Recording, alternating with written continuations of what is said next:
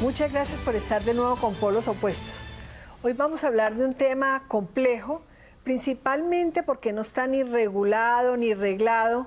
Solamente tenemos en Colombia una sentencia de la Corte, la 968 del 2009, donde se definió de lo que vamos a hablar, que es la maternidad subrogada principalmente, como el acto reproductor que genera el nacimiento de un niño gestado por una mujer, sujeta a un pacto o compromiso mediante el cual debe ceder todos los derechos sobre el recién nacido, óigase bien, dice la Corte, a favor de otra mujer que figurará como madre de este.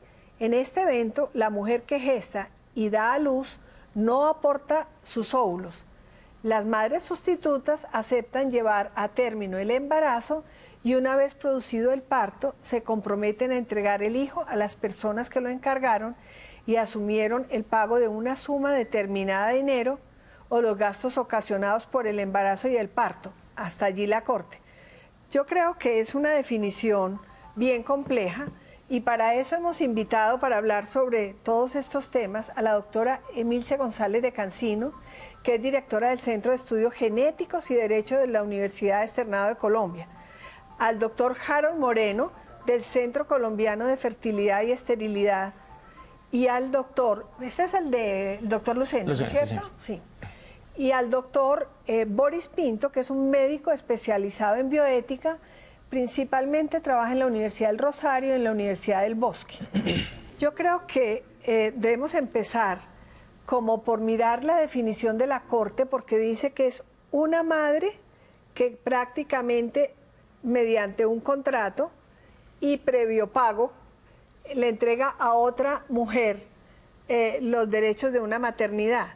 Yo creo que primero que todo el vientre subrogado, pues en el mundo, porque en Colombia, vuelvo y repito, no hay ley.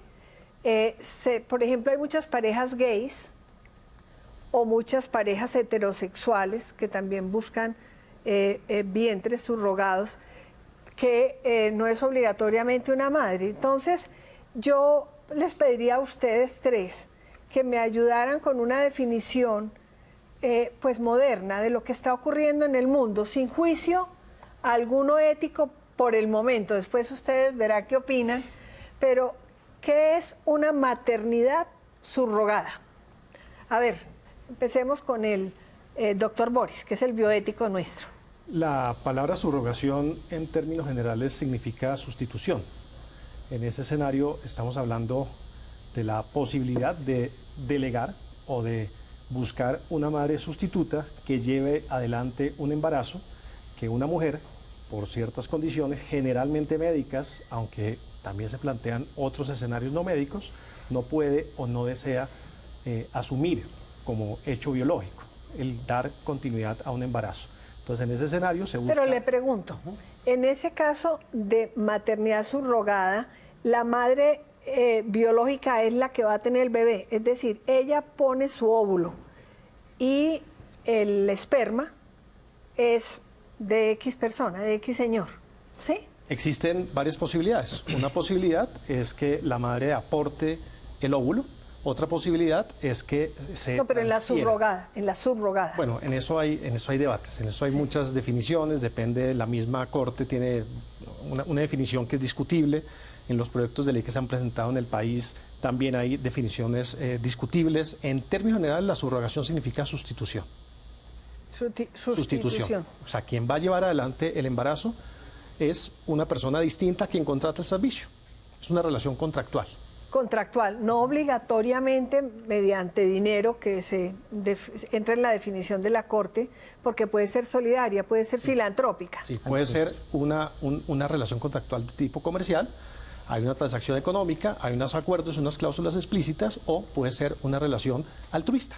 Ese es uno de los, ¿Y qué podemos entender entonces por maternidad sustituta o delegada? Bueno, básicamente desde el punto de vista médico, la maternidad delegada pues es un acto en el cual se delega la maternidad a una mujer, en la cual compensa a esa mujer los problemas de fertilidad de aquella que no puede tener o llevar su bebé. O no quiere. O no quiere, exactamente. Aquí debemos tener dos conceptos importantes. El primero es saber qué es la subrogación y qué es la sustitución. La maternidad subrogada es cuando existe el conexo genético con el embrión de la receptora o la mamá que recibe el embrión. Es decir, ella misma da sus óvulos, se fertiliza. O sea, la mamá, el vientre de la mamá es la mamá biológica. Es la mamá biológica, es exactamente. Su Hay óvulo. una conexión genética porque es su propio óvulo. Ok. Y lo segundo es la sustitución, en la cual no hay una conexión genética porque es recibir un óvulo de una persona que dona sus óvulos para ser fertilizado y ella recibe el embrión en su vientre. Normalmente se introduce el embrión ya vivo, se le introduce a quien preste su vientre por arrendamiento o por solidaridad. ¿Ya el embrión vivo? Claro, entonces la unión de un óvulo y espermatozoide en el momento en que comience la división celular es el proceso que nosotros llamamos ya estado embrionario o desarrollo embrionario. Y no hay la posibilidad de que le introduzcan óvulos y espermas para que se defiendan. No, generalmente ya en ese proceso de fertilización, porque ya los óvulos tienen que estar básicamente unidos al exacto, ¿El otro procedimiento no se da en el mundo? La inseminación de óvulos y espermas. En un tercero no lo manejamos porque básicamente... No ustedes, los del centro Lucena, sino en el mundo. En el mundo se puede dar, claro, básicamente es inseminar y básicamente dar los gametos para que ellos dos se unan en el útero. En el útero, claro. Como ocurre en la maternidad tradicional, pero en un vientre ajeno. Que nosotros manejamos, bueno, en un tiempo se manejaba, que es la colocación de los dos gametos en la trompa de falopio. Doctora, ¿y usted cómo definiría este tipo de maternidades? Muy difícil. Yo no creo que haya una definición legal única. Por eso creo que algunas legislaciones simplemente se refieren describiendo qué es lo que pasa. Por ejemplo, es nulo el acuerdo en que una mujer acuerda con otra gestar un hijo y entregarlo al nacer, renunciando a los derechos que le da la maternidad. Y no le asignan un nombre específico, porque estos nombres generalmente provienen del periodismo. Entonces al periodismo le parece muy bien alquiler de vientres, madres subrogadas, y terminan vacíos de contenido legal. Obviamente cuando se dice alquiler de vientres, no lo podemos igualar exactamente al alquiler de un local comercial o de una casa de viviendas. Doctora, pero perdóneme, le pregunto, ¿eso debería ser así? Es tan sagrado el nido, digámoslo así de cualquier manera, pero usted encuentra todos los días, alquilo mi vientre, busco vientre, agencia de alquiler de vientres, y también todos sabemos que igual que se vende sangre, se vende esperma, y bueno, y los casos que se han dado tan terribles, ese médico español que era experto en fecundidad y con su propio esperma y semen tuvo más de 100 hijos, que desconocían que eran hijos de él. Es que esto, si uno le mete ética, pero también hay físicos arrendamientos de vientre. Y hablábamos ahora con ustedes que el gran debate en España ahora es porque hubo una feria muy publicitada de clínicas de fertilidad donde se presentaron muchísimas mujeres a arrendar sus vientres como negocio, por necesidad o por negocio o por filantropía. Bueno, ¿qué va uno a, como dice el Papa, quién es uno para juzgar? Entonces, yo sé que es muy duro, doctora, hablar de arrendamiento de vientres y de venta de esperma o de venta de óvulos, pero existe. Sí, lo que me refiero es al lenguaje. El lenguaje, por eso no hay una definición unívoca, porque el lenguaje proviene primero, si usted dice, si usted me apura, un poco de la sociedad, del común. Entonces, ¿a qué acude? A lo más parecido de lo que ya es tradicional. Y entonces habla de alquiler de vientres y lo habla indistintamente. Las dos cosas que ha descrito, por ejemplo, el doctor Moreno, muchas veces entonces, como usted, doctora, lo está diciendo, aparecen como una única cosa en el lenguaje de la comunidad, en el lenguaje común. Pero fíjense ustedes que, por ejemplo, en materia de filiación pueden tener efectos muy importantes el distinguir si la madre gestante a su vez aportó el óvulo porque sería su hijo genético, no solo biológico, sino genético. Mientras que cuando ella no aporta el óvulo, realmente es su hijo en el sentido de la definición legal de que madre es la del parto, pero no en el sentido genético. Vamos a hacer una pausa en este tema tan difícil y tan apasionante y continuamos con el análisis. Sí, el tema no está regulado en Colombia. Hay proyectos de ley, hay solamente una sentencia de la Corte donde atiende un caso en particular, pero por eso es muy limitado. Y la Iglesia Católica, yo creo que esto va a dar para muchos programas, a invitar a un sacerdote, pero parece que en principio acepta la fertilización siempre y cuando sea de una pareja heterosexual que no pueda ser fecunda. Pero para estos temas parece que todavía no hay doctrina ni autorización. Le hago una pregunta, pues la Corte dice que tiene que mediar un contrato escrito donde el compromiso de la madre, bien sea subrogada o sustituta, se compromete a entregar. En Colombia dice a una mujer, en otras partes del mundo es a una pareja que puede ser heterosexual u homosexual o a una madre soltera o a un hombre que quiera hacerlo, dependiendo. Pero entonces le hago una pregunta, doctor. Supongamos que existe el contrato, pero el donante del esperma no es el papá, no es el que se compromete a recibir el niño de esa mujer que le prestó el vientre en cualquiera de las condiciones contractuales. Y entonces nace el niño, y el niño nace enfermo, por ejemplo. Entonces, paternidad responsable no se puede alegar porque él no es padre. Aquí no hay ley. No es donante, que tampoco se podría alegar. ¿Qué pasa con esa irresponsabilidad del niño enfermo que la mamá se comprometió desde antes de gestarlo como enfermo a entregarlo, pero que ya no se lo reciben porque es enfermo? ¿Qué ocurre en esa circunstancia? Bueno, la sentencia T968 del 2009 precisamente es una sentencia a propósito del principio del interés superior de los niños, es decir, los derechos fundamentales de los niños. Prevalecen los derechos fundamentales de los niños, niñas y adolescentes frente a los derechos de cualquier otro actor en la sociedad.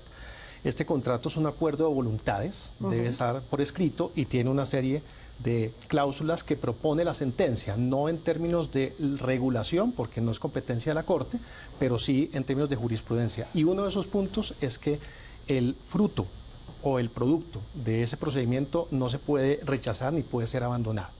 ¿Sí? Deben prevalecer sus derechos fundamentales. Pero a ver, no está tipificado en ningún código la paternidad irresponsable, sí, pero como no hay ley, no está tipificado esa irresponsabilidad de no recibirlo. Se lleva bienestar familiar, es decir, es un niño abandonado, pero que no hay responsabilidad ni de la madre que prestó el útero, ni del el que firmó el contrato, que no es el donante. Y si es el donante, ¿hay alguna diferencia? El que donó la esperma, o sea que es padre, ¿hay alguna diferencia con el otro en esta materia? Eso no queda claro, eso no queda claro. En el proyecto de ley 056 de 2016, que está cursando en el Senado actualmente, se trata de tocar el tema de la filiación, cuando el donante no es quien contrata el servicio, pero eso no queda claro. No hablemos de servicio, es que es muy duro. Bueno, quien hace el arreglo contractual, pero eso no queda claramente tipificado con el ordenamiento jurídico que tenemos actualmente. ¿Ustedes qué opinan sobre el tema? Bueno, yo quiero decir una cosa y es importante establecer que la pareja biológica en la cual el factor masculino es totalmente evidente, él sabe los riesgos que se está sometiendo al hacer un proceso de fertilización asistida en útero sustituto. ¿A qué me refiero? Es decir, si la persona sabe que él no puede engendrar bebés o tener su propia descendencia desde el punto de vista biológico, o no quiere, exacto. Pero en este caso que se sabe que él no va a dar la muestra seminal y acepta el uso de células heterólogas o de donante, es importante. O sea, acepta la esperma de un donante distinto de él. Él debe firmar un consentimiento claro y escrito donde él acepta el uso de células heterólogas y que no renuncia a lo que se va a someter. Pero ¿hay alguna forma jurídica, legal, para exigirle que el niño que nació con la malformación, él lo tenga que aceptar, no frente a ella, frente al contrato que firma, sino frente a la ley colombiana, que se habla de paternidad responsable, pero él no es el padre? Desde el punto de vista jurídico, sé que no lo hay, pero si la persona, bueno, desde el punto de vista biológico. Penal, porque el derecho penal tiene que estar tipificado. Estoy hablando desde el punto de vista biológico. Fertilización de un óvulo con una muestra seminal adecuada, el 80% de los problemas genéticos de un embrión provienen de un óvulo de una calidad disminuida.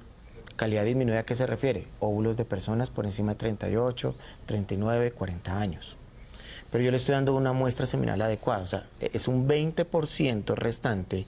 Pero la realidad que le planteo es, desafortunadamente el niño nació con problemas. Claro, y él tiene que estar sometido y sabe a los riesgos que se va a someter. Por eso, pero no acepta el niño. El tema es que no acepta el niño. Desafortunadamente, legalmente, no. Tiene las responsabilidades propias de un contrato, pero no penales porque no está tipificado como delito. Y en eso es donde nosotros aclamamos que haya una jurisprudencia que regule ese tipo de situaciones. Doctora. Pero yo creo que penal no. Realmente el derecho penal es la última ratio en cualquier ordenamiento, en cualquier sistema jurídico. Yo a veces pienso que sí hay la posibilidad de obligarlo. Si lo sacamos del campo puramente contractual, decimos, tiene la obligación de recibir, pero él diría no, como el contrato no es válido en Colombia, supongamos que sostenga esa postura, no tengo la obligación de entregarlo.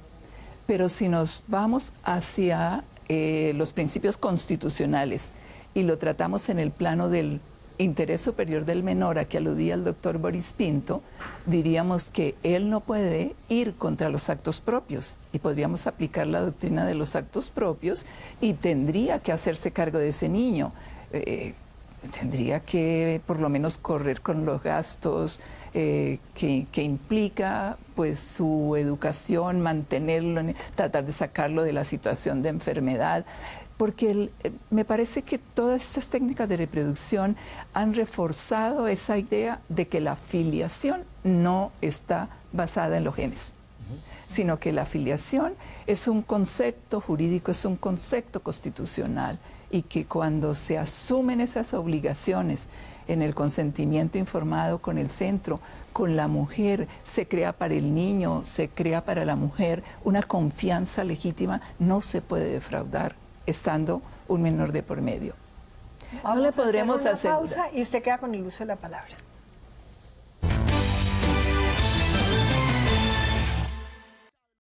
Doctor Emilce, ¿usted creería que es obligación entonces para ese, digamos, el comitente? El comitente es que se llama el que suscribe el contrato, hacerse cargo del niño defectuoso que la mamá además arrendó o prestó el útero, que ya lo entregó, pero entonces que si él no lo quiere, ella no lo quiere, ¿qué pasa? Bueno, si es realmente un arrendamiento de vientres, pues el problema es un poquito mayor porque no es el hijo de ella desde el punto de vista genético. Exacto. Pero desde el punto de vista legal, de partida, es su hijo también. Pero ella, acuérdese que lo entregó de acuerdo con la decisión de la Corte de que hay que firmar un contrato, ella cedió sus derechos de tener el hijo. Esto nos lleva, perdone doctora Noemí, es que esto nos lleva a otra gran discusión jurídica. ¿Es verdad que se puede renunciar a la maternidad y a la paternidad? ¿Es verdad que se puede renunciar? Entonces ahí le pregunto, doctor Emilce, porque es que yo creo que nos va a tocar hacer varios programas. Con eso que usted me dice, entonces de pronto usted sería no amiga de este tipo de contratos y de este tipo de situaciones en donde la maternidad y la paternidad pueden derivarse de un vientre subrogado o sustituto? Yo digo que todavía no puedo tomar partido, pero que claro que cuando pongo la institución para mirarla y los casos que se presentan, veo que hay una gran responsabilidad del legislador y de la jurisprudencia para ir tratando de tomar postura, de solucionar, de garantizar los derechos del niño, Bueno, pero que los riesgos son grandísimos. Hay un caso que ocurrió en Inglaterra muy sonado, y es una madre, pero ella era biológica, arrendó su vientre para que un donante pudiera tener un hijo en su vientre. Y entonces hicieron el contrato, nació el niño, la señora entregó el niño al donante, como se había pactado, pero resulta que la señora siguió teniendo relaciones sexuales al mismo tiempo que fue, ¿cómo se dice? ¿Se fue transferido el embrión? Fue transferido, pero eso tiene un nombre más común. Bueno. ¿Durante el curso del embarazo? No, pues desde el principio. Siempre tuvo relaciones sexuales con su pareja, pero al mismo tiempo el semen del donante le inseminaban, la inseminaban. Es que estos términos todavía nos da trabajo aceptarlos para Claro que sí.